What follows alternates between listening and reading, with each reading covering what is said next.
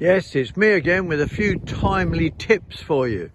We've been doing a bit of patching in here, and in fact you might see that we've laid the turf. It's yellowed slightly, and we did this a couple of weeks ago, infilling of beds. It hasn't rained, and I'm leaving it one more week. It has started to root. I've lifted the turf, and in fact you can see sort of bits of white root on underneath. When we mow this area, as you can see, we just lift the mower, the blades, and just run across with the rear roller. But these areas will soon be turfed in, as we really just didn't want beds around this side of this garden here. Some of the patches you can see where a tree fell over have made holes in the lawn. We've again put soil in there, a mixture of soil and compost, and in fact they'll be overseeded. So what else should we be doing?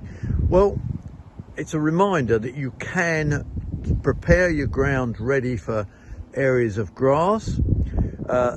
I would only lay turf at this time, but remember that if it does dry out, you really have got to get some water on it.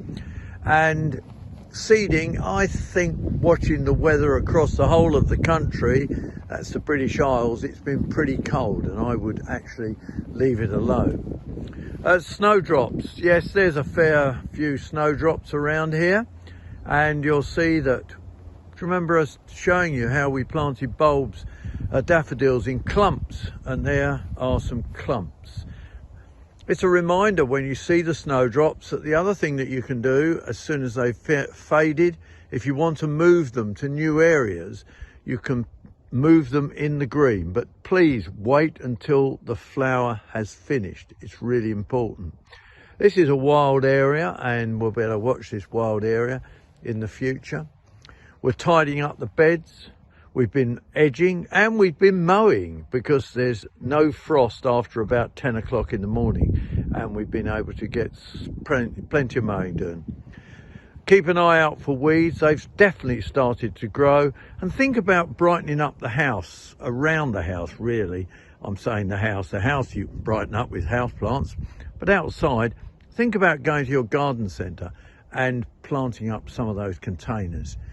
Plenty of daffodils around. We've been planting those in containers, and polyanthus, and just anything that will give you colour and brighten your day. Get out in the garden when it's dry. I know it's cold, wrap up warm and get those gardening jobs done.